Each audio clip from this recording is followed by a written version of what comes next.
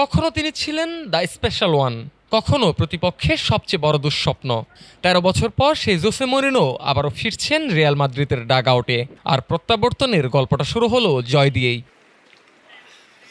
প্রাক মৌসুমের প্রস্তুতি ম্যাচে তৃতীয় বিভাগের ক্লাব আলকোরকনকে ১-০ গোলে হারিয়েছে রিয়াল মাদ্রিদ। ম্যাচের শুরুতেই পেনাল্টি মিস করেন আর্দা গুলার, আর তাতে কিছুটা চাপে পড়লেও শেষ পর্যন্ত ৮১তম মিনিটে পেনাল্টি থেকে জয়সূচক গোল করেন দানি ইয়ানেজ।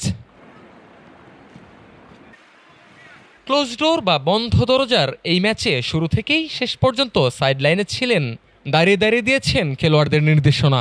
আর শেষ বাঁশি বাজতেই শুরু হয় তার দ্বিতীয় অধ্যায়ের প্রথম হাসি। গত মৌসুমে একটিও বড় শিরোপা জিততে পারেনি রিয়াল মাদ্রিদ। ব্যর্থতার সেই অধ্যায় পেছনে ফেলে ক্লাবটি আবারও আস্থা রেখেছে তাদের অন্যতম সফল এই কোচের উপর।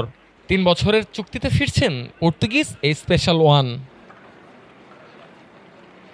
২০১০ থেকে ২০১৩ প্রথম মেয়াদে রিয়ালকে জিতিয়েছিলেন লা লিগা, কোপা দেল রে ও স্প্যানিশ সুপার কাপ।